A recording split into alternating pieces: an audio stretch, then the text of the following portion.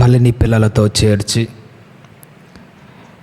మీ పరిశుద్ధమైన మాటలు ధ్యానించడానికి మీరు ఇచ్చిన అవకాశాన్ని బట్టి వందనాలు తండ్రి. నిదాసునైన నేను నిజంగా అల్పుడను, అయోగ్యుడను, అనర్హత కలిగిన వాడను. నీ మాటలు ఉచ్చరించే యోగ్యత లేకపోయినా కానీ నీ కృపచేత నీ దాసుని నిలబెట్టుకున్న విధానాన్ని బట్టి వందనాలు తండ్రి. కొన్ని నిమిషాలు మీ పక్షాన మీ వాక్యాన్ని మాట్లాడబోతుండగా మీరే నాలో ఉండి మాట్లాడతారని ఆశపడుతున్నాను తండ్రి. నిజమే తండ్రి, మీరు మాట్లాడితేనే మా జీవితాలు బాగుపడతాయి. మీరు మాట్లాడితేనే మా కుటుంబాలు స్థిరపరచబడతాయి. మీరే నాలో ఉండి మాట్లాడతారని నేను ఎంతగానో ఆశపడుతూ ముందున్న సమయాన్నంతా మీ ప్రేమ కలిగిన హస్తాలకు అప్పచెప్పుకుంటూ యేసుక్రీస్తు వారి నామం పేరట ఈ ప్రార్థన అడిగి వేడుకొనుచున్నాము తండ్రి, ఆమెన్. చేరువచ్చిన దేవుడి పిల్లలైన ప్రతి ఒక్కరికి యేసుక్రీస్తు వారి నామం పేరట శుభాభివందనాలు తెలియజేయుచున్నాను. ప్రభునందు ప్రభన దేవుని వాళ్ళారా, ఈరోజు బైబిల్లో నుంచి కొన్ని నిమిషాలు దేవుని యొక్క వాక్యాన్ని మనసు పెట్టి శ్రద్ధాసక్తులతో చక్కగా జ్ఞాపకం చేసుకుందామమ్మా. నేను చెప్పేదే కొన్ని నిమిషాలు. ఈ కొన్ని నిమిషాలు అయినా కానీ దేవుని వాక్యం చాలా అంటే చాలా బాగుంటుంది. మీరు మనసు పెట్టి శ్రద్ధతో వినాలని ప్రేమతో మనవి చేస్తున్నాను. ఈరోజు బైబిల్లో నుంచి మనం ఆలోచించబోయే ఒక విలువైన అంశం ఏమిటంటే, నువ్వు చెడిపోయినా చేదు చిరకవా అన్న గొప్ప అంశాన్ని గురించి మనం జ్ఞాపకం చేసుకుందాము. మళ్ళీ చెబుతాను, మీరు జాగ్రత్తగా వినాలమ్మా. నీవు చెడిపోయినా చేదు చిరకవా.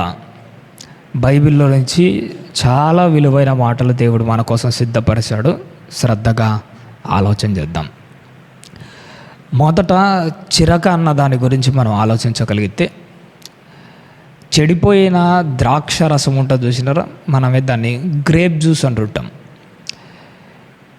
ఈ ద్రాక్ష రసము చెడిపోయింది అనుకోండి, లేదంటే కుళ్ళిపోయిన ఆ ద్రాక్ష రసాన్ని, బోలము కలిపిన ఆ ద్రాక్ష రసాన్ని మనం ఏమంటామంటే చేదు చిరక అని మనకు అర్థమయ్యే భాషలో మనం మాట్లాడుకుంటూ ఉంటాం. ద్రాక్ష రసము అనగానే మనకు జ్యూస్ షాప్లో ద్రాక్ష రసం దొరుకుతుంటుంది చూసారా, అది చాలా మంచిది.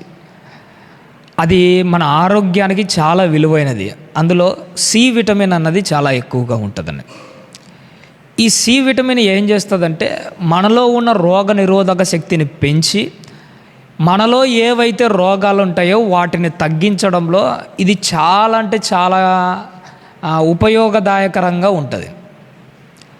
అందుకే పౌలు గారు కూడా తిమోతి గారికి తరచుగా కడుపు జబ్బు ఒకటి వచ్చేదట. ఆయనకు తరచుగా కడుపు జబ్బు అనే రోగం వచ్చేటప్పుడు పౌలు గారు రికమెండ్ చేసిన మెడిసిన్ ఏంటో తెలుసా? తరచుగా వచ్చే కడుపు జబ్బు నిమిత్తం నువ్వేం చేయాలట, ద్రాక్ష రసాన్ని పుచ్చుకో అన్నాడు. ఎందుకు ద్రాక్ష రసాన్నే మెన్షన్ చేశాడో తెలుసా? ద్రాక్ష రసంలో రోగ నిరోధక శక్తిని పెంచి మన రోగాన్ని నయం చేసే సి విటమిన్ ఉంటుంది.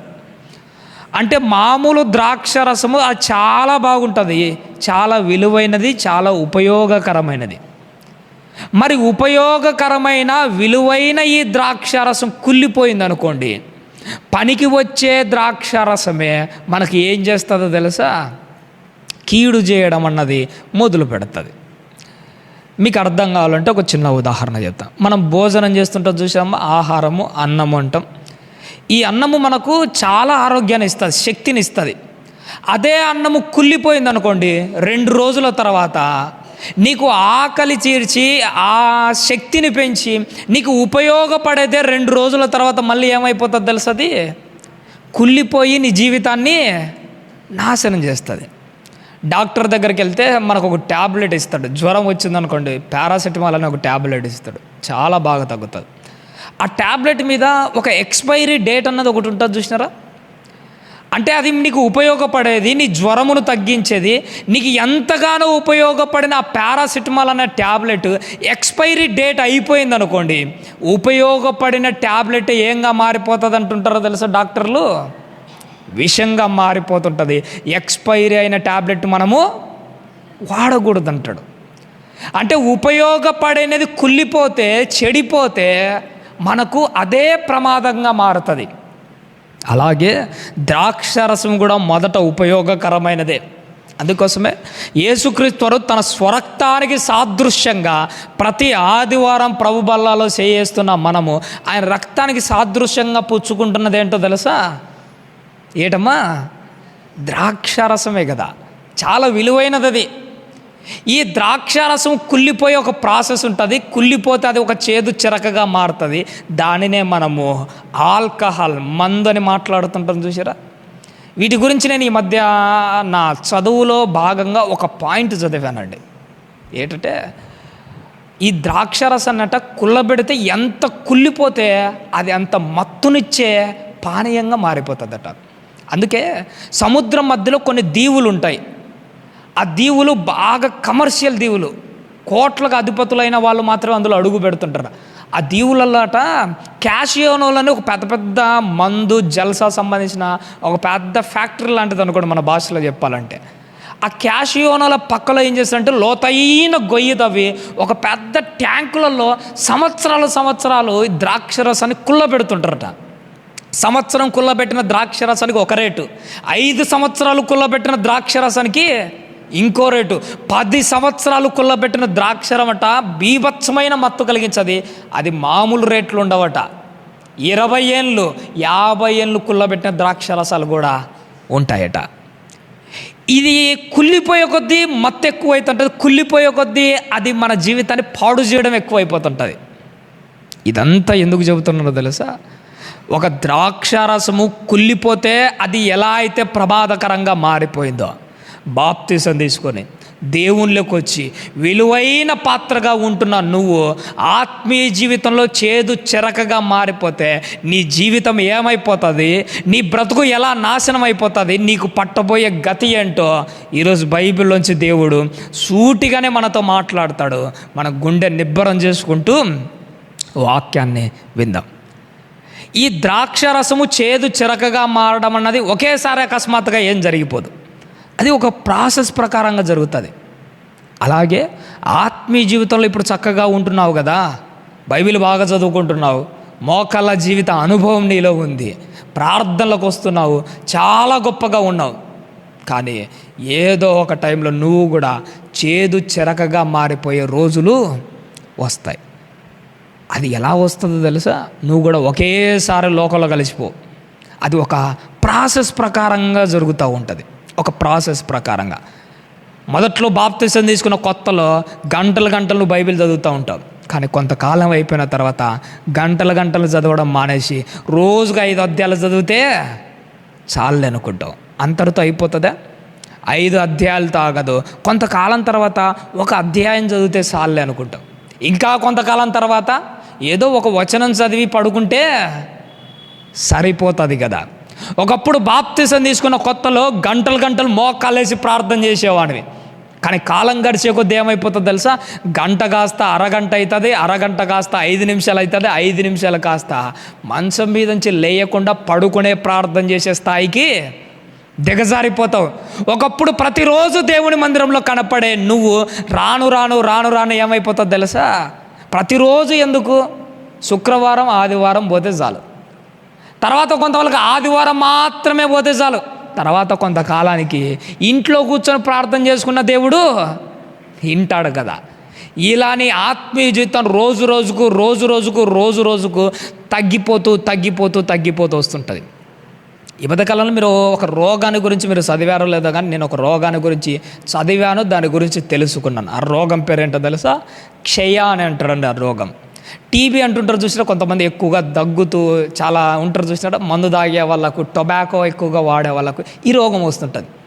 ఆ క్షయ అన్న రోగం గురించి నేను చదివినప్పుడు నాకు తెలిసిన ఒక అద్భుతమైన ఆసక్తికరమైన విషయం ఏంటో తెలుసా? ఈ క్షయ లేదంటే టీబీ అన్న రోగం నీలోకి ఎప్పుడైతే ఎంటర్ అయిపోతుందో అప్పుడు నీలో ఒక భయంకరమైన దగ్గు ప్రారంభమవుతుంది. కంటిన్యూగా నీకు దగ్గు వస్తూనే ఉంటుంది. అది వస్తూ ఏం చేస్తుంటుంది తెలుసా, ఆ క్రిమి నీలో లోపల డెవలప్ అయిపోతూ ప్రతి అవయవాన్ని తినేస్తూ వస్తుందట. అందుకోసమే లోపల ఉన్న మాంసం అంతా తినేసిన తర్వాత నువ్వు కనిపించేది ఎట్టుంటుందో తెలుసా, శ్మశానంలో మట్టిలో పెడితే ఎముకల గూడు ఎలా అయితే మిగులుతుందో లోపలికి ప్రవేశించిన ఈ క్షయ అన్న రోగం కూడా క్రిమి నిన్ను అలానే తయారు చేస్తుంది. అందుకే దీనికి మన వాళ్ళు పెట్టిన పేరేంటో తెలుసా, దానిని నిశ్శబ్ద హంతకి అంటాడు. లోపలికి వెళ్ళిందనుకో సైలెంట్గా నిన్ను తినేసి చంపేస్తుంది. ఒక క్షయ అన్నది లోపలికి వెళ్ళి ఎలా అయితే నిన్ను సైలెంట్గా తినేస్తుందో నీలో మొదలవుతున్న భక్తిహీనత కూడా ఇలాంటిదే. మెల్లిగా నీలో లోపలికి ప్రయాణం చేసి కొద్ది కొద్దిగా నిన్ను తినేసి చివరకు మట్టిలో పడకబెట్టి ఎముకల గూడును తయారు చేసిన క్షయ రోగం ఎలాంటిదో నీలో ప్రవేశించిన భక్తిహీనత కూడా అలాంటిదే. ఇలా నీ జీవితాన్ని నాశనం చేస్తుంది. కాబట్టిగానే దేవుడు ఈరోజు నిన్ను మేలుకొల్పడానికి ఒక మంచి విలువైన మాట నీ దగ్గరికి తీసుకుని వచ్చాడు. మార్కు గారు రాసిన సువార్తలకు విలువైన మాట రాయబడింది, చూద్దాము తల్లి. మార్కు గారు రాసిన సువార్త 15వ అధ్యాయము. బైబిల్ ఉన్న వారందరూ మార్కు గారు రాసిన సువార్త 15వ అధ్యాయము 23వ వచనాన్ని ఒక్కసారి జ్ఞాపకం చేసుకుందామమ్మా. మార్కు గారు రాసిన సువార్త 15వ అధ్యాయము 23వ వచనం తల్లి. అంతటా బోలము కలిపిన ద్రాక్షారసము ఆయనకి ఇచ్చిరి కానీ ఆయనని ఏం చేయలేదట తల్లి, పుచ్చుకున్నాడా, పుచ్చుకోలేదా, పుచ్చుకోవట్లేదట. యేసుక్రీస్తు వారికి దప్పిక అవుతాయి, ఇదిగో నేను దప్పికొనుచున్నాను కానీ ఎవడు పరిగెత్తుకుంటూ వచ్చాడట. బోలము కలిపిన ద్రాక్షరసాన్ని ఆయన నోటి దగ్గరికి తెచ్చాడట. పుచ్చుకున్నాడా లేదా, ఆయన పుచ్చుకోవట్లే. ఇక్కడ నేను చెప్పి ఒక విలువైన మాటను జ్ఞాపకం చేసుకోవాలి. దప్పిక అవుతుంది కాబట్టిగా నీళ్ళు ఇస్తే తాగుతాడేమో కానీ చెడిపోయిన సేదు చిరకనిచ్చే యేసుక్రీస్తు వారు ఒప్పుకోడు. ఇంకా చెప్పాలంటే చచ్చినా కానీ దానిని స్వీకరించాడు. దప్పిక అవుతే నీళ్ళు ఇచ్చి తాగుతాడేమో కానీ చెడిపోయిన చేదు చిరకని ఎలా అయితే స్వీకరించాడో దేవుడికి కూడా నువ్వు కావాలి. అలాగని నీ చెడిపోయిన జీవితం ఆయన చేతుల్లో పెట్టి వచ్చిన తర్వాత మళ్ళీ నీ జీవితం పాడైపోతే నిన్ను కూడా దేవుడు ఒప్పుకోడు. దేవుడు నిన్ను కూడా అంగీకరించడు. ఒక విలువైన పాత్రగా విలువైన ద్రాక్షరసంగా ఉంటే స్వీకరిస్తాడు కానీ చెడిపోయిన సేదు సెరకగా నువ్వు మారిపోయాడంటే నిన్ను నోటి దగ్గరకు వచ్చాడట, రుచి చూసి ఉమ్మేస్తాడు. యేసుక్రీస్తు ప్రకటన గ్రంథంలో ఒక మాట చెబుతుంటే నాకు అనిపించేది, ఉంటే నువ్వు చల్లగానైనా ఉండు, లేకపోతే వెచ్చగానైనా ఉండు, నులువెచ్చని జీవితం బ్రతికావనుకో చెడిపోయిన సేదు చిరకను రుచి చూసి ఎలా అయితే ఉమ్మేశాడో ఒక్కసారి నీ బ్రతుకును రుచి చూశాడంటే, ఒక్కసారి నా బ్రతుకును రుచి చూశాడంటే నోటి దగ్గరకు వచ్చిన నువ్వు ఆయన నోట్లో నుంచి ఉమ్మి వేసుకోవాల్సిన పరిస్థితి వస్తుంది. చెడిపోతే ఇటనే ఉంటుంది. ఈ చెడిపోతున్నావు అనడానికి నిదర్శనం ఏంటో తెలుసా, నువ్వు ఆరిపోతున్నావు అనడానికి నిదర్శనం ఏంటో తెలుసా, ఒకానొక టైంలో నీలో ఒక సూచన అన్నది కనపడుతుంది. తెలుగులో ఒక సామెత అంటుంటాడు, ఏంటో తెలుసా, ఆరిపోయిన దీపానికట వెలుగు ఎక్కువగా వస్తుందని ఇది ఇంకా ఎక్కువ వెలుగుతుంది అనుకుంటే ఎలా, ఆరిపోతున్నావు అనడానికి సూచన ఏంటంటే నీలో కనపడుతున్నా ఆ వెలుగే వెలిగిపోతున్నావు అనుకోకు, త్వరలో ఆరిపోతున్నావేమో నన్ను ఒక్కసారి నిన్ను నువ్వు పరిశీలన చేసుకో. నన్ను నేను పరిశీలన చేసుకుంటాను. ఎందుకంటే ఆరిపోవడానికి కొన్ని సూచనలు కనబడతాయి. మోషే కాలంలో గొప్పగా సేవ చేస్తున్నాడట మోషే. పక్కనున్న సొంతము అక్కకు మిర్యాముకు ఏం కలిగిందో తెలుసా, అసూయ కలిగింది. ఆరిపోతున్నావు అనడానికి సూచన ఏంటో తెలుసా, మిర్యాములో కలిగిన అసూయ. ఒకానొక టైంలో గొప్పగా సేవ చేస్తున్న మోషే గారిని చూసి కోరాహు, దాతాము, అభిరాము వీళ్ళలో కలిగింది ఏంటో తెలుసా, అసూయలో నుంచి పుట్టినది ఏంటంటే గర్వం. మోషే ఒక్కడైనా నడిపించేది, నేను కూడా ఇశ్రాయేలును నడిపించగలను, నా వెనక జనం ఉన్నాడని ఆడు కూడా విర్రవీగాడు. కోరాహు తన వెనక ఉన్న జనాన్ని బట్టి విర్రవీగాడు, కానీ మోషే ఎవరిని బట్టి గర్వపడ్డాడో తెలుసా? తన వెనక ఉన్న జనాన్ని బట్టి కాదు, తన వెనక ఉన్న దేవుణ్ణి బట్టి. నీ జీవిత కాలంలో ఒకటి గుర్తుపెట్టుకో, నీ వెనక ఉన్న దేవుని బట్టి మురిసిపో, కానీ నీ వెనక ఉన్న బంధు బలగాన్ని బట్టి కానీ, నీ వెనక ఉన్న స్నేహితులను, నీ వెనక ఉన్న డబ్బులను బట్టి తొందరపడి గర్వము నీలోకి వచ్చిందా, నాశనానికి ముందు గర్వము నడుస్తుంది. ఈ కోరాహు, దాతాము, అభిరాము అందరినీ దేవుడు పిలిచి ఒకటే మాట అన్నాడు, మీ నాశనము మొదలైంది. మిమ్మల్ని మీరు ఆకాశం అంత ఎత్తుకు హెచ్చించుకున్నాడు. కాబట్టి దేవుడు వాళ్ళని ఎంతవరకు తగ్గించాడో తెలుసా? నేనంటే భూమి మట్టుకు తగ్గించినా పర్లేదేమో, వాళ్ళనట భూమిని చీల్చి పాతాళపు మట్టుకు తొక్కేశాడు. ఇక్కడ నువ్వు గమనించవలసిన ఒక విషయం ఏంటో తెలుసా తల్లి? ఒకవేళ నీలో గర్వం మొదలైతే, ఒకవేళ నీలో భక్తిహీనత మొదలైతే, దేవుడు కూడా నీలో పొదిలిన భక్తిహీనతను బట్టి నిన్ను కూడా కోరాహు కుటుంబాన్ని తొక్కేసినట్టు తొక్కేస్తాడు. కానీ ఎంతవరకు తొక్కకుండా ఉండాలో తెలుసా? భూమి మీద నిన్ను నలగొట్టినా పర్లేదేమో, కానీ పాతాళపు మట్టుకు నిన్ను తొక్కే విధంగా అంతవరకు నువ్వు తెచ్చుకోకు. ఎందుకంటే ఈ భూమి మీద తొక్కాడనుకో మళ్ళీ లేస్తావు, అదే పాతాళం మట్టుకు లోపలికి తొక్కేసాడనుకో నిన్ను బయటికి తెచ్చేవాడు ఎవరున్నారో చెప్పండి? ఎవరున్నారు? ఎవరు ఉండరు. కాబట్టి కానీ ఒక్క మాట నువ్వు జ్ఞాపకం చేసుకో, ఆ స్థాయికి మాత్రం ఎప్పుడూ దిగజారకూడదు. నువ్వు దిగజారకూడదు, నేను దిగజారకూడదు. ఎందుకంటే బైబిల్లో ఒక మాట ఉంటుంది, ఈ పనికి మాలిన దాసుని యొక్క కాళ్ళు చేతులు కట్టేసి ఎక్కడ పడేయాలట? అగాధంలో, కటిక చీకటిలో పడేయండి అంటాడు. మా కాళ్ళు చేతులు కట్టేసి అగాధ చీకటిలో పడేస్తే మన బ్రతుకులు ఏమైపోతాయి చెప్పండి? బయటికి రాగలవా? ఒక్క ధనవంతుని గురించి చూసినప్పుడల్లా మీకు ఏమనిపిస్తుందో లేదో, కానీ సుమారుగా 6000 సంవత్సరాల నుంచి ఆడు సంఖ్యల చేత బంధింపబడి ఆ నరకంలో నరక యాతన అనుభవిస్తున్నాడు. బయటికి రాగలుగుతున్నాడా? ఆ బాధ ఎట్టుంటుందో తెలుసమ్మా. యేసుక్రీస్తు ఒక ఉపమానం చెబుతూ ఒక మాట అన్నాడు. ఒకడికట్ట పెద్ద తిరగటి రాయి వాడికి మెడకు కట్టిన తర్వాత సముద్రంలో పడేసాడు అనుకోండి, ఆ సముద్రంలో మెడకు కట్టబడిన ఈ తిరగటి రాయి యొక్క బరువుకి ఇడేమైపోతాడో తెలుసా? సముద్రం లోపలికి మునిగిపోతుంటాడు. మునిగిపోయేటప్పుడు ఆ నీళ్ళలో ఊపిరాడకనే పరిస్థితి ఎట్లా ఉంటుందో తెలుసా? లోపల విలవిల్లాడిపోతుంటాడు, తట్టుకోలేకపోతుంటాడు. ఆ దెబ్బకు తట్టుకోలేక ఎలాగైనా నన్ను ఇడిపించేవాడు ఉంటే బాగుంటుంది అనుకుంటాడు. కానీ వాడు కట్టబడిన, మెడకు కట్టబడిన తిరగడి రాలే దెబ్బకు ఏమైపోతాడు తెలుసా? సముద్రపు లోతులు లేకపోతూ ఆ లోపల నీళ్ళలో ఊపిరాడకూడదు ఏమైపోతాడు? చచ్చిపోతాడు. ఎంతసేపటికి చచ్చిపోతాడో తెలుసా? కరెక్ట్గా 2 నిమిషాలకు ఊపిరాడాక నీళ్ళలో విలవిల్లాడిపోతూ ఆడ చచ్చిపోతాడేమో. కానీ రేపు నువ్వు నరకానికి వెళ్తే ఎట్టుంటుందో తెలుసా? నిన్ను కూడా సంఖ్యల చేత బంధించి లోపల అగాధ చీకట్లో పడేస్తే, నీళ్ళలో ఊపిరాడక ఉక్కిరి బిక్కిరి అయిపోతున్న వాడి బ్రతుకు ఎలాంటిదో, నరకంలో నీ గతి కూడా అలానే ఉంటుంది, నా గతి కూడా అలానే ఉంటుంది. నీళ్ళలో పడితే 2 నిమిషాలకు నీ ప్రాణం పోయి విడుదల పొందుతావేమో, నరకానికి వెళ్తే ఆ ఉక్కిరి బిక్కిరి బాధ తగ్గదు, బయటికి రాలేవు. నీ గతి చాలా దారుణంగా ఉంటుంది, అంత దయనీయమైన దుస్థితిలో ఉంటుంది. కాబట్టి నేను పాతాళపు మట్టుకు తొక్కకుండా చూసుకో. ఎవరైతే చేదు చిరకగా మారిపోతాడో వాళ్ళను మాత్రమే దేవుడు పాతాళపు మట్టుకు తొక్కేస్తాడు. ఈరోజు బైబిల్లోంచి మీకు ఒక వ్యక్తిని పరిచయం చేస్తాను.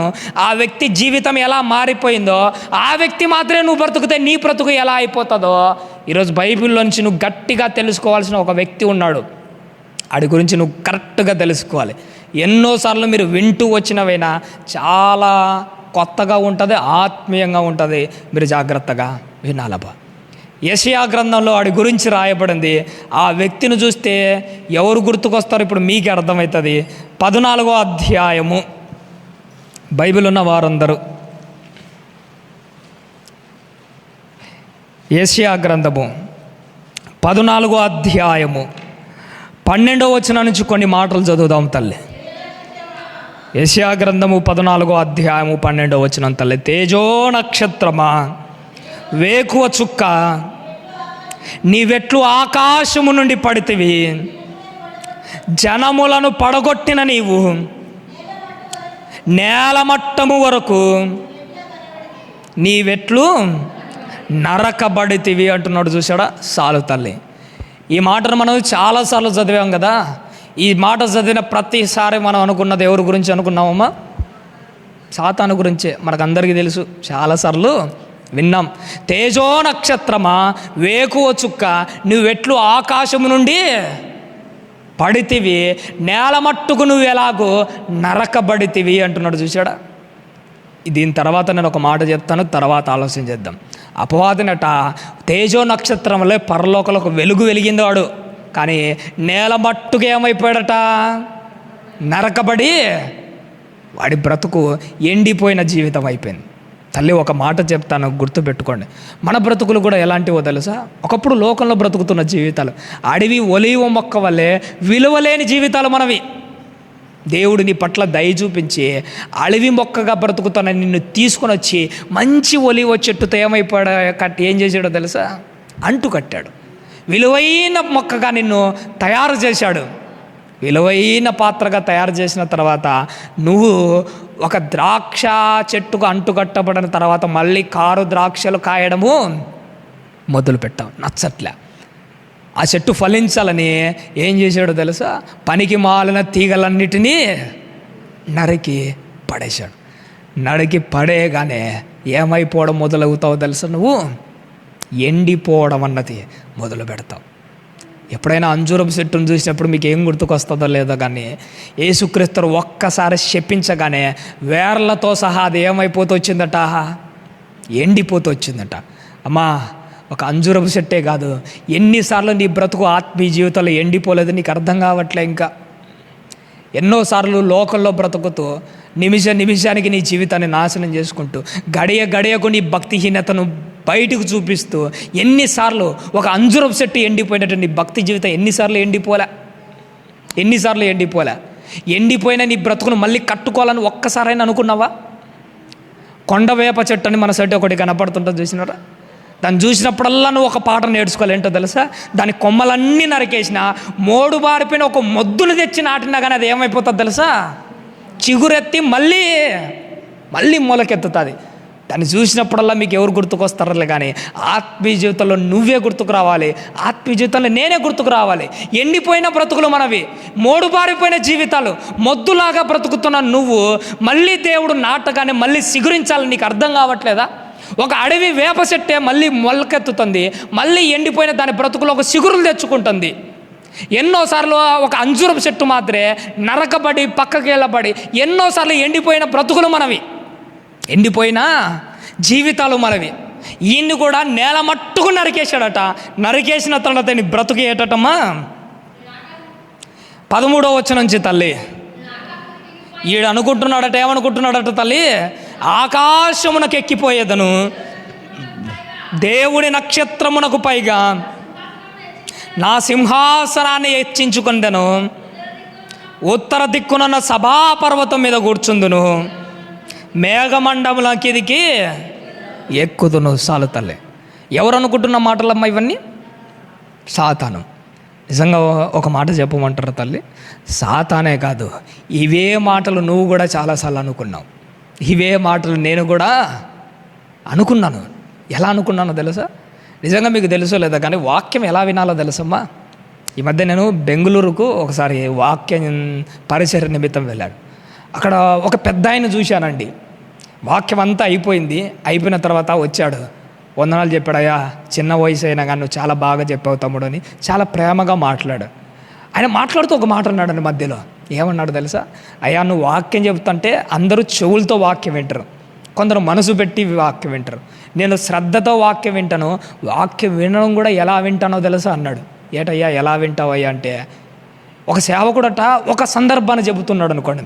పేతురు గారు కోడి కూత గురించి సందర్భం చెబుతున్నాడు అనుకో, ఈయన ఎలా ఫీల్ అయ్యేవాడట తెలుసా? వాక్య లోతుల్లోకి వెళ్ళి నిజంగా పేతురు గారి పక్కలోనే నేనుంటే, ఆయన పేతురు గారు ముమ్మారు కోడి కూయక ముందు ఎలా అయితే బొంకుతున్నాడో పక్కనే ఉండి చూస్తున్నట్టు వాక్యం వింటాడట. ఆ వాక్యంలో అలా లీనమైపోతుంటాడట. వాక్యాన్ని కూడా ఎలా వినాలో తెలుసా తల్లి? చెవులతో వినడం కాదు, మనసు పెట్టి వినడం కంటే వాక్యంలో లీనమవుతూ హృదయపూర్వకంగా విన్నావు అనుకో, ప్రతి సందర్భం పక్కలో నువ్వు ఉంటావు. పేతురు గారు కోడికూత సందర్భంలోన పక్కనే నువ్వు ఉంటావు, లీనమవుతూ వాక్యం వింటే, వాక్యాన్ని అలా లీనమవుతూ వాక్యం వినాలి. నేను కూడా వాక్యం వినేటప్పుడు అలా లీనమవుతుంటాను. అపవాది ఎలా అయితే అనుకున్నాను, నేను కూడా అలానే అనుకున్నాడు. వీడేమనుకున్నాడట, ఆకాశ మండలమునకు ఎక్కుదును. నేను కూడా యేసుక్రీస్తు వారి రాకడ గురించి వాక్యం విన్న ప్రతిసారి నేను ఏమనుకునేవాడినో తెలుసా, ఒకరోజు నా ప్రభు వస్తాడు, నన్ను కూడా ఆకాశ మండలానికి తీసుకుని వెళ్తాడు. నేను కూడా అపవాది అనుకున్నట్టే అనుకున్నాను. ఆకాశ మండలానికి ఎక్కుదును, ఇంకా దేవుని నక్షత్రము పైగా నా సింహాసనం వాడు సింహాసనం గురించి ఆలోచన చేశాడు, నేను కూడా సింహాసనం గురించి ఆలోచన చేసేవాడిని. దేవుడట బైబిల్ ఒక మాట అంటాడు, జయించిన వాడికి నాతో పాటు నా సింహాసనం మీద.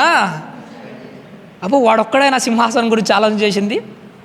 ఒకప్పుడు వాక్యం వింటున్న నేను కూడా సింహాసనం గురించే ఆలోచన చేశాను. వాడు ఎలా అయితే ఆకాశంలోకి వెళ్ళాలనుకున్నాడో నేను అనుకున్నాడు, వాడు ఎలా అయితే సింహాసనం అన్నాడో నేను అనుకున్నాను, ఇంకా మేఘమండలం మీదకి ఎక్కుదును నేను కూడా అనుకున్నాను. యేసుక్రీస్తు వారు మేఘాల మీద మళ్ళీ వస్తాడు, నన్ను మేఘాల మీద తీసుకుని వెళ్తాడు. వాడు అనుకున్నదే నేను కూడా అనుకున్నాను. సభాపర్వతం మీద వాడు కూడా కూర్చుంటానన్నాడు, నేను కూడా అనుకున్నాను. నిజంగా చెప్పాలంటే దేవుడు చెప్పాడు నాతో అన్నమాట, ఏమన్నాడంటే, మీరందరూ దేవదూతలకు తీర్పు తీర్చుదరని మీరు ఎరుగరా అన్నాడు. అంటే సభాపర్వతం మీద కూర్చొని నేను కూడా దేవదూతలకు ఏం చేస్తాను, ఒకరోజు తీర్పు తీరుస్తాను. అపవాది ఏవైతే అనుకుంటున్నదో యాజ్ ఇట్ ఈస్గా నేను కూడా అవే అనుకుంటున్నాను. మరి ఎక్కడ ప్రాబ్లం జరుగుతుంది? అసలు ఎందుకు వాడు పడిపోయాడు, ఎందుకు వాడు నరకంలో ఒక మూల వరకు దేవుడు అగత్పాతాలకు కాళ్ళతో తొక్కేశాడు, ఎక్కడ పొరపాటు జరిగింది, మనం ఎక్కడ తప్పిపోకూడదు, ఈరోజు ఆ చిన్న మెలకే అంటూ మనం ఆలోచన చేయాలి. అక్కడ వాడు అన్నాడు, ఆ సింహాసనం మీద కూర్చుంటున్నాం. ఇప్పుడు నేను ఒక మాట చెప్తాను, ఆ మాట చెప్పి నేను మళ్ళీ వాక్యంలోనికి వెళ్తానమ్మా. సింహాసనాలు అనగానే నేను కూడా ఎన్నోసార్లు అనుకునేవాడిని, జయించిన వాడికి నాతో పాటు నా సింహాసనం మీద కూర్చుండబెట్టుదును అన్నాడు, చూసినాడా. నేను కూడా ఎన్నోసార్లు అనుకున్నాను సింహాసనం మీద కూర్చుంటానని. నిజంగా ఆ మాట చదివినప్పుడు ఈ మధ్య నా మదిలో మెలిన ఒక చిన్న ఆలోచన ఏంటో తెలుసా, అసలు జయించి మన సింహాసనాన్ని సాధించగలమమ్మా? జయించి నిజంగా చెప్పాలంటే ఈ శరీర కోరికలు దేవుని సహాయం లేకుండా, మళ్ళీ మాట్లాడుతున్నా, దేవుని సహాయం లేకుండా ఈ శరీర కోరికలను కానీ, ఈ లోకాన్ని కానీ, అపవాదిని కానీ జయించి నిజంగా ఆ సింహాసనాన్ని మనం సాధించుకోగలగమా? జయించి నిజంగా చెప్పాలంటే అది మన వల్ల అయ్యే పనే కాదు. జయించడం ఎందుకు, నేను సీరియస్గా చెప్పాలంటే దేవుని సహాయం లేకపోతే, ఉచ్చరింప శక్యము కానీ మూలుగలతో దేవుడే నీకు సహాయం చేయకపోతే అసలు నీకు ప్రార్థన చేయడమే రాదు. అసలు నువ్వు ప్రార్థనే కంప్లీట్ చేసుకోలేవు. దేవుని సహాయం లేకపోతే ప్రార్థనే కంప్లీట్ చేసుకోలేము. అలాంటిది మనం దేవుని సహాయం లేకపోతే లోకాన్ని జయించగలమా? అలాంటిది అపవాదిని జయించగలమా? అలాంటిది ఈ శరీరేచ్ఛలను జయించగలమా? ఏమి చేయలేము. అప్పుడు అనుకున్నాడు, నిజంగా దేవుడు మన సింహాసనం ఇస్తాడు. ఎలా ఇస్తాడో తెలుసా, ఆయన కృపచేత మాత్రమే ఇస్తాడంతే. ఆయన కనికరం చేత మాత్రమే ఇస్తాడు, కానీ మనమేదో వీరుల మాదిరి బిల్డప్లు కొట్టాల్సిన అవసరము లేదు. నిజంగా పరలోకంలో గేటు దగ్గర కుక్కలాగా ఉండే అర్హత కూడా మనకు నిజంగా చెప్తున్నాను లేదు. నేను చదివేటప్పుడు పిల్లలకు ఒక పద్యం చెప్పేవాడినండి. ఏంటంటే, ఒక రాజట బయట ఆ రాజ్యాన్ని చూడడానికి వెళ్ళాడట, కుక్కను చూశాడట. కుక్కను చూడగానే చాలా దారుణంగా ఉంది. అప్పుడు ఏం చేసాడో తెలుసా, ఆ కుక్కను నీట్గా కడిగి మంచి దాని మెడలో బంగారు గొలుసు వేసి తీసుకొని వచ్చి తన పక్కలో కనకపు సింహాసనం ఉంటే ఆ శునకమును కనకపు సింహాసనం మీద కూర్చోబెట్టాడట. కూర్చోబెట్టినా కానీ కుక్క తోకర వంకర అన్నట్టు దాని బుద్ధి అక్కడ చూపించేదాన్ని. ఇప్పుడు నేను అంటాను, ఒక రాజు కనకపు సింహాసనం మీద శునకమును కూర్చోబెట్టడము శునకము యొక్క టాలెంటా? రాజు దయ చూపిస్తే అది వచ్చి అక్కడ కూర్చుందా? నేనంటాను, రాజు దయ చూపిస్తేనే అక్కడికి వచ్చి కూర్చుంది. కానీ దాని విలువ ఏంటో తెలుసా, రాజు దాన్ని ఎంత స్థాయిలో పెట్టినా అది అనుకోవాల్సింది, నేను ఆయన కాళ్ళ దగ్గర కూర్చోవలసిన బ్రతికినది. మరియమ్మ గారిని చూసినప్పుడు మీకు ఏమనిపిస్తుందో లేదు, కానీ నాకైతే ఆమె యేసుక్రీస్తు వారి కాళ్ళకి అంకితం అయిపోయింది. చూసాడా, ఎప్పుడైనా కానీ దేవుడు నిన్ను సింహాసనం మీద కూర్చోబెట్టినా, దేవుడు నువ్వు పరలోకంలో ఒక రేంజ్లో ఉన్నా కానీ నువ్వేమనుకుంటావో నాకు తెలియదు, కానీ నేనైతే అనుకుంటున్నాను, నన్ను దేవుడు ఏ స్థాయిలో పెట్టినా నా స్థాయి మరియ మాదిరి యేసుక్రీస్తు కాళ్ళ దగ్గరే అనుకుంటూ ఉంటాను. గేటు దగ్గర కుక్కలాగా కూడా ఉండడానికి అర్హత లేని బ్రతుకులండి మనం ఏమీ సాధించుకోలేం. అలాంటిది ఆయన కనికరించి తీసుకొని వచ్చి కూర్చోబెడతాడు అంతే తప్ప మరొకటేది లేదు. ఆ సింహాసనాన్ని మనం ఏం జయించలేము, ఆ సింహాసనాన్ని ఏదో మనం సాధించను కూడా లేదు. ఆయన భిక్షగా పడేస్తే తెచ్చుకోవాలి. ఇంకా చెప్పాలంటే అసలు మనం జయించి పరలోక సింహాసనం ఎందుకులేండి, నిజంగా సీరియస్గా ఒక మాట చెప్పమంటారా, అసలు నీకు నాకు దేవుని పిల్లలమనే అర్హతే లేదు. అసలు మనం దేవుని పిల్లలమే కాదు. తప్పిపోయిన కుమారుడు ఒక మాట అంటాడు తెలుసా, ఆ తప్పిపోయిన కుమారుడు నువ్వే నేనే. తండ్రి, నీ కుమారుని అనిపించుకున్నటకు నాకు అర్హత లేదు. అసలు ఇప్పుడు ఓపెన్గా చెప్పాలంటే తప్పు చేసిన తర్వాత అసలు నువ్వు దేవుని కుమారునివే కాదు, నీకు దేవుని కుమారుడు అనిపించుకునే అర్హతే లేదు. యేసుక్రీస్తు వారు నీ పట్ల దయ చూపించి తన రక్తం చేత కడిగి దత్తపుత్రులుగా మళ్ళీ నిన్ను స్వీకరిస్తున్నాడు. దత్తపుత్రులు అంటే ఏంటి? ఎవరన్నా దత్తత తెచ్చుకుంటారో చూసినారా? దత్తత తెచ్చుకున్న వాళ్ళు ఆ కసుదిబ్బల దగ్గర అక్కడ ఇక్కడ బ్రతుకుతున్న వాళ్ళందరి పాపం దయ చూపించి, ఒక వ్యక్తి ఎలా అయితే ఒక వ్యక్తిని దత్తత తెచ్చుకుంటాడో లోకంలో పాపంలో బతుకుతున్న మనలందరినీ యేసుక్రీస్తు రక్తంతో కడిగి దేవుని పిల్లలమనే అర్హత పోగొట్టుకున్న నీకు దత్తత తెచ్చుకొని మళ్ళీ ఒక విలువను ప్రసాదిస్తున్నాడే తప్ప అందులో నీ గొప్పతనం ఏదీ లేదు, నా గొప్పతనం ఏది లేదు. వాడు కూడా అనుకున్నాడట, వాడిలో మొలిసిన గర్వం ఏంటో తెలుసా? చదువుతలే ఆ మాట కంటిన్యూగా. ఎక్కడ వాడు చేసిన తప్పేంటో తెలుసా? మహోన్నతునితో నన్ను నేను సమానంగా చేసుకుంటున్నా. ఆడిలో మొలిసిన ఒక చిన్న చేదైన వేరు ఆడు ఎవరితో సమానంగా చేసుకోవాలనుకున్నాడట? మహోన్నతతో సమానమా? ఏటి ఆయనతో సమానం? యేసుక్రీస్తు వారికి దేవుడిచ్చిన విలువ ఎంత గొప్పదో తెలుసమ్మా. యేసుక్రీస్తు వారు అట మన పత్రికలో రాయబడి ఉంటుంది, దేవునితో సమానముగా ఉండుట విడిచిపెట్టుకొనకూడని భాగ్యం. నిజంగా చెప్పాలంటే దేవునితో సమానంగా ఉండే అర్హత కలిగిన వాడు యేసుక్రీస్తువే. కానీ ఆ విలువ కలిగిన వాడైనప్పటికీ యేసుక్రీస్తు వారిలో ఉన్న తగ్గింపు ఎలాంటిదో తెలుసా? తండ్రి ఏ మాట చెప్పినా కాదని మాత్రము అన్నాడు. దేవునితో సమానంగా ఉండే అర్హత ఉన్నప్పటికీ ప్రతి విషయంలో యేసుక్రీస్తు వారు తండ్రికి లోబడుతూనే వచ్చాడు. ఆ విలువ చూసారా? నీలో నాలో ఇలాంటిది ఏది ఉండాలి ప్రవణ దేవుని వారిలో? ఏది ఉండాలి? నిన్ను నువ్వు తగ్గించుకోవడం ఉండాలి. ఎప్పుడైతే గర్వం మొలిసిందో అపవాదికి కూడా ఆడి మనసులో చేదైన వేరు దేవుని కంటే ఏదో ఎక్కువగా ప్రేమించాడు. అందుకోసమే వేకు చుక్కలే వెలగాల్సిన వాడు అగాధ కూపంలో నరకంలో ఒక మూలకు కటిక చీకట్లోకి ఏమైపోయాడట తల్లి? తోయబడ్డాడట. వాడి జీవితము సర్వనాశనం అయిపోయింది ప్రవణ దేవుని వల్ల. ఆడి జీవితం అంతా నాశనం అయిపోయింది. ఎందుకు వాడి గురించి మాట్లాడుతున్నాను తెలుసా? విలువైన పాత్రగా ఉండాల్సిన వాడు చేదు చెరకగా మారిపోతే వాడికి ఎలాంటి గతి పట్టిందో నీ జీవితం కూడా అలానే కాకూడదని దేవుడు ఈ మాటలు తీసుకుని వచ్చాడు. నీలో సేదైన శివిర ఏదైనా మొలుస్తుంది ఒక్కసారి చూసుకోండి.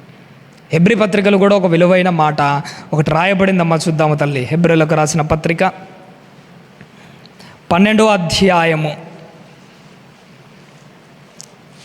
హెబ్రీలకు రాసిన పత్రిక 12వ అధ్యాయము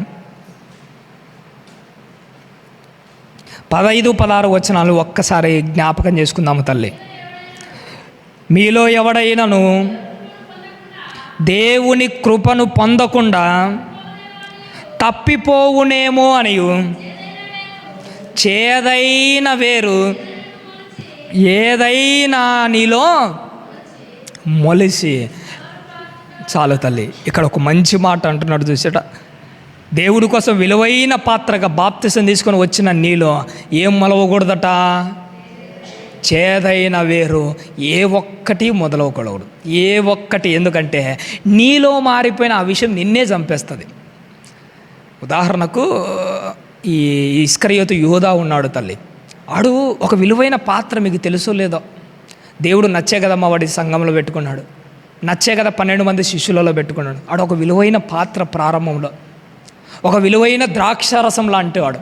తర్వాత చేదు చెరకగా మారిపోయాడు, ఒక విషంగా మారిపోయాడు. విషంగా మారిపోయినందుకు చివరకు వాడి ప్రాణం వాడే తీసుకున్నాడు. బిలాము జీవితం కూడా అదే కదా అయిపోయింది. విషముగా మారిపోయిన బిలాము జీవితము ఆయనకై ఆయనే చావాల్సిన పరిస్థితి వచ్చింది. నువ్వు విషముగా మారిపోతే పక్కనోళ్ళ ప్రాణాలు కాదు పోయేది, నీలో ఉన్న విషం నిన్నే చంపేస్తుంది. నీకు తెలియట్లే, నీలో ఉన్న రోగమే నిన్ను చంపేసినట్టు నీలో ఉన్న విషయమే నిన్ను చంపేస్తా. అందుకే చేదైన వేరు ఏదైనా నీలో మొలవకుండా చూసుకోవాలి. ఒకానొక టైంలో కింద ఉంటుంది ఏశావు గురించి. ఒక్క పూట కూటి కోసం అట వాడు ఏం చేశాడట, జ్యేష్ఠత్వము అమ్ముకున్నాడట. ఒక్క పూట కూడు ఆడిలో మొలిసిన ఒక చేదైన వేరు, ఒక్క పూట కోసము తన జీవితాన్ని అమ్ముకున్నాడు. చూసినాడా? నేను నీతో ఓపెన్గా ఒక మాట చెప్పమంటాను. ఒక ఏశావు ఒక్క పూట కోసమే తన జీవితాన్ని అమ్ముకున్నట్టు నువ్వు పూట కోసం కాదు, నిమిషానికి నీ భక్తి జీవితాన్ని అమ్ముకొని బ్రతుకుతున్నావు తెలుసా?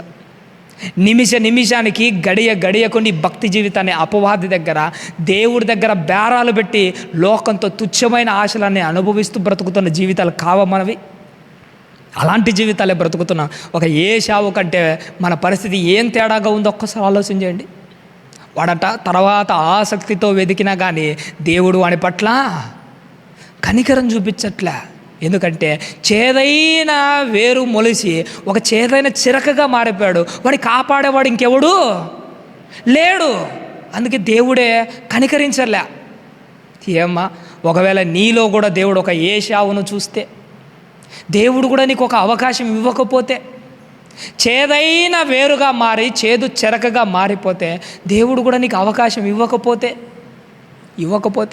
ఇస్తే మంచిదిలే, మన జీవితం బాగుపడుతుంది కదా. మరి ఇవ్వకపోతే, కానీ యేసుక్రీస్తు వారి రక్తం ఇప్పటికీ నీలో మొదలసిన కల్మషాన్ని అంతటిని తగ్గిస్తూ వచ్చింది. ఎప్పుడైనా కానీ మనకు ఈ కాలంలో అయితే మనకు ట్యాప్ వాటర్ వస్తున్నాయి, కానీ ఒకప్పుడు మనం చెరువుల దగ్గరికి వెళ్ళి చెరువు పక్కలో చెలిమెలు అని ఒకటి కనపడేవి మనకు తెలుసు. ఆ చెలిమెలలోంచి వాటర్ వచ్చేది. ఆ చెలిమెలోంచి వచ్చే వాటర్ ఒక్కోసారి ఏమేంటంటే ఒకసారి బురదగా పైకి వస్తుంటాయి. మంచినీళ్ళే, కానీ ఏముంటుంది అందులో, బురద ఉండేది. అప్పుడు మన వాళ్ళు ఏం చేస్తారో తెలుసా, ఆ బురద నీళ్ళు పోవాలని అందులో ఉప్పు కాస్త చల్లేవాళ్ళట. ఆ ఉప్పు చల్లితే ఆ ఉప్పు కణాల తాకిడికి ఏమవుతుందంటే బురదగా మారిపోయిన ఆ కల్మషాన్ని అంతటినీ లోపలికి పంపించి తేటైన నీళ్ళుగా నీకు స్వచ్ఛమైన నీళ్ళు అందిస్తున్నాడు. నీ బ్రతుకు కూడా ఎలాంటిదో తెలుసా, చెలమలో ఉంటున్న బురద లాంటి జీవితాలు మనం అన్నిటి. ఉప్పు చల్లి ఎలా అయితే దాని లోపలికి కల్మషాన్ని పంపించాడో, యేసుక్రీస్తు ఉప్పు కాదు తల్లి చల్లింది. నిజంగా చెప్పాలంటే తన రక్తపు బొట్లు నీ జీవితంలో చల్లి నీలో ఉన్న కల్మషాన్ని అంతటినీ కడిగేసాడు. ఎలా నిన్ను రక్షించుకున్నాడో తెలుసా, ప్రాణం పెట్టి సంపాదించుకున్నాడు. ఒక రైతట, చివరిగా నేను కొన్ని మాటలు చెప్పి నేను ముగిస్తానమ్మా. ఒక రైతు ఒక పంట పొలం కోసం అట కొన్ని లక్షలు అప్పు చేసాడట. అప్పు పొలం ఎందుకంటే దానికి రోగం మొదలైతే ఏం చేసేవాడు తెలుసా, అయినా రోగం మొదలైన ప్రతిసారి అప్పు తేయడము, మందు కొట్టడం, ఫలిస్తాదులేని మళ్ళీ అప్పు తీసుకురావడము, మళ్ళీ మందు కొట్టడం, అప్పు తేవడం, మందు కొట్టడం, కొన్ని లక్షలు అప్పు చేసాడట. అందరు అడిగారు, ఇన్ని లక్షలు అప్పు చేసి ఇలా చేస్తున్నావు కదంటే ఆడు అనేవాడట రైతు ఒకటే మాట, ఏం కాదు, టెన్షన్ పడాల్సిన అవసరము లేదు, పంట పండితే ఉన్న అప్పులన్నీ పోతాయి. పంట కోసం అప్పు చేసి అంత కష్టపడితే కానీ ఆ పంట పండలేదు. నాసి రకం విత్తనాలట, పంట పండలేదు. ఈసారి కూడా అప్పు చేసి మందు కొన్నాడు, ఈసారి పొలానికి కొట్టలేదట. దాన్ని చూస్తూ ఆ మందు తాగేశాడట. ఎప్పుడైతే పొలానికి కొట్టాల్సిన మందు ఈయన తాగాడో అదే పొలం గట్టులో కింద పడి వెలవెల్లాడుతూ కళ్ళు తెరిచి పొలాన్నే చూస్తూ ప్రాణాలు వదిలేస్తున్నాడట. ఆ ప్రాణాలు వదిలేసి ఆ టైంలో రైతు అనుకున్నాడు, ఈరోజు నేను ఎందుకు ప్రాణాలు వదిలేస్తున్నానంటే నువ్వు ఫలించలేదు కాబట్టిగా, నువ్వు ఫలించకపోవడానికి మూల్యం ఏంటంటే నా ప్రాణమే. రైతు ఎలా అయితే దాన్ని చూస్తూ ఫలించని పంటను చూసి ఎలా అయితే ప్రాణాన్ని వదిలేశాడో, ఆ రోజు సిలువలో విలవిల్లాడిపోతూ ఈరోజు నా ప్రాణాన్ని ఎందుకు వదిలేస్తున్నానంటే మీరు ఫలించకపోవడానికి నేను కడుతున్న మూల్యం ఎంతో తెలుసా, నా ప్రాణాన్ని పెట్టి మీ దగ్గర నేను సంపాదించుకుంటున్నానని చెప్పేసి ఆ రోజు సిలువలో తన ప్రాణాన్ని పెట్టి నిన్ను మళ్ళీ పవిత్రపరిచి నేను ఒక విలువైన పాత్రగా తయారు చేశాడు. చేదు చెరకగా మారిపోయిన నిన్ను మళ్ళీ బాగు చేశాడు. మళ్ళీ నిన్ను ఒక విలువైన పనుడుగా తీసుకొని వచ్చి మళ్ళీ సంఘంలో పెట్టుకున్నాడు. ఇప్పటికీ మళ్ళీ లోకంలో కలిసిపోకండి, మళ్ళీ లోకంలోకి జారిపోకండి. ఒకవేళ నువ్వు ఇప్పటికీ మారకపోతే, ఇంకా పలికి మాలిన వాళ్ళగా మారిపోతే నీ జీవితం ఎలా ఉంటుందో తెలుసు. చివరగా నహూము గ్రంథంలో ఒక్క మాట ఉంది తల్లి, అదొక్క మాట చూసుకొని మనం ముగించుకుందాము. 1వ అధ్యాయము, బైబిల్ ఉన్న వాళ్ళందరూ నహూము గ్రంథము 1వ అధ్యాయము 14వ వచనము చివరిలో చదువుదాము తల్లి, చివరి 2 లైన్లలో. నహూము గ్రంథము 1వ అధ్యాయము 14వ వచనము చివరి 2 లైన్లు. నెక్స్ట్ చదువు తల్లి. ఇక్కడి నుంచి మనకు సంబంధించిన మాటనేనమ్మా. ఎన్నోసార్లు నా జీవితాన్ని కదిలించిన మాట. ఏమంటున్నాడు తల్లి? నీవు పనికి మాలిన వాడవు గనుక నేను నీకు ఎంత మాట అంటున్నాడు చూశాడా? నీవు పనికి మాలిన వాడవు గనుక నీకోసము నేను సమాధి సిద్ధపరుస్తాను. పనికొచ్చేవాడు, పనికి మాలినవాడు. సంఘంలో 2 వ్యక్తులు ఉంటారు తల్లి. నిజమైన పనోడు ఎలా పని చేస్తాడో తెలుసా దేవుని కోసం? మీరు ఎప్పుడైనా పొలం పనులకు వెళ్ళారనుకోండి, నిజంగా పనోడు ఎలాంటి వాడో తెలుసా? పనివాడు, నిజమైన పనివాడు, నిస్వార్థంగా పనిచేసేవాడు. కొంతమంది పనికి తప్పించుకునే పనులు చేస్తుంటారు పొలంలో. ఎలాంటి వాళ్ళు గడియకు ఏం చేస్తారంటే టైం చూసుకొని పని చేస్తుంటారు. టైం ఎప్పుడైపోతుందా, ఇంటికి వెళ్దామా, టైం ఎప్పుడైపోతుందా, ఇంటికి వెళ్దామా. వీళ్ళు నిస్వార్థంగా పనిచేసేవాళ్ళు కాదు. నిజంగా పనిచేసేవాడు, టైం చూసుకొని పనిచేసేవాడు కాదు. వాళ్ళకు అప్పచెప్పిన పని నా టైం అయిపోకముందే ఏం చేయాలనుకుంటాడు? పని కంప్లీట్ చేయాలనుకుంటాడు. ఆత్మీయ జీవితంలో నువ్వు గుర్తుపెట్టుకోవాల్సింది టైం చూసుకుంటూ దేవుని పని చేయడం కాదు, సందర్భం చూసుకుంటూ దేవుని పని చేయడం కాదు, ఎవడో చూస్తున్నాడని నువ్వు దేవుని పని చేయడం కాదు. నిజమైన పనోడు ఎట్టటోడో తెలుసా? ఎవరు చూసినా చూడకపోయినా నా దేవుడు నాకిచ్చిన టైం అయిపోయేలోపు యేసుక్రీస్తు వారి మాదిరి పని ముగించేవాడే నిజమైన పనుడు. టైం చూసుకుంటూ పనికి చేసేవాడు పనికి మాలిన దాసుడు. ఆ పనికి మాలిన దాసుడు గురించి ఏమంటున్నాడు? నీవు పనికి మాలిన వాడి కనుక నీకోసము సమాధి సిద్ధపరుస్తున్నాను. పనికొచ్చేవాడి కోసం అంటాడు. ఏమంటాడో తెలుసా? నాయనా నేను వెళ్తున్నాను పరలోకానికి, మీకోసం స్థలాలు. పనికొచ్చేవాడికి పరలోకంలో స్థలాలు ఉంటాయి. పనికి మాలిన వాడికి సొంత చేతులతోనే దేవుడు ఏం సిద్ధపరుస్తున్నాడట? సమాధి సిద్ధపరుస్తున్నాడు. అలా సమాధి సిద్ధపరిచిన వాళ్ళు ఎంతమంది నరకానికి జారిపోలేదు చెప్పండి? బైబిల్ చరిత్ర ఆది కాండం నుంచి ప్రకటన గ్రంథం నువ్వు లెక్క పెట్టామంటే కొన్ని వేల మంది మాత్రమే పరలోకాన్ని లిస్టు కనపడుతుంది. ఇక్కడ పేర్లు కనపడుతున్నాయి. కానీ నరకానికి పోయిన లిస్ట్ ఏంటో తెలుసా? స్వహస్తాలతో దేవుని చేత సమాధి సిద్ధపరచబడి పనికి మాలిన వాళ్ళుగా పాతాలకు ఉండే వాళ్ళు కొన్ని లక్షలు కోట్లు ఉన్నారు. ఆ కోట్ల లెక్కలో నువ్వు ఉండకూడదు సుమా. ఆ కోట్ల లెక్కలో పనికి మాలిన వాళ్ళ లెక్కలో నేను కూడా ఉండకూడదు. చెడిపోయిన సేదు శరకలను దేవుడు ఏం చేస్తాడంటే దేవుడు ఒప్పుకోడు తల్లి. ఒకవేళ నువ్వు బాగుంటే స్వయాన పనికొచ్చే గింజలట కొట్లలో పెట్టుకుంటాడు, పనికి మాలిన గింజలను కాల్చి పడేస్తాడు. కొట్లలో ఒక మూలనున్నా సరిపోదా నీకు? బైబిల్లో చివరిలో ఒక మాట అంటాడు, గయ్యాలితో సంసారం గురించి మాట్లాడుతూ, గయ్యాలితోట పెద్ద ఇంట్లో ఉండడం కంటే మిద్దె మీద ఒక మూలనుండుట మేలు. ఆ మాట చదివినప్పుడు మీకు ఏమనిపించిందో లేదా, కానీ నాకేమనిపించిందో తెలుసా? చచ్చిపోయిన తర్వాత గయ్యాల్లాంటి ఆ నరకంతో ఆ పెద్ద పాతాళంలో ఉండడం కంటే పరలోకంలో ఒక మూలనుంటే సరిపోదా మనకు? పోనీ గేటు దగ్గర ఉన్నా సరిపోదా మనకు? నిజమే ప్రేమన దేవుని వారలరా, పనికొచ్చే వాళ్ళ కోసం స్థలాలు సిద్ధపరిచాడు, పనికి మాలిన వాళ్ళ కోసము సమాధుల్లో సిద్ధపరిచాడు. దేవుని చేత నువ్వు ఏమి సిద్ధపరుచుకుంటున్నావు ఒక్కసారి ఆలోచన చేయండి.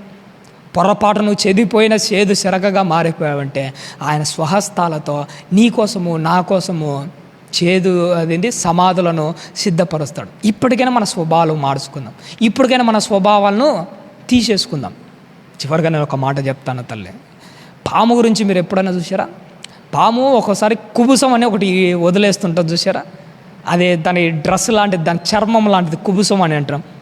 ఈ పాము ఎలాంటి చేయొచ్చు అంటే ఒక చిన్న రంధ్రము గుండా కానీ, లేదంటే ఒక రాటుదేరిన ముళ్ళు లాంటి దాని దగ్గరికి వెళ్ళి ఏం చేస్తుందంటే ఈ పాము ఆ రంధ్రంలోంచి పోయేటప్పుడు తన చర్మం ఉంటుంది చూసినారా, దానిని ఒక ముళ్ళుకు తగిలిస్తుంది.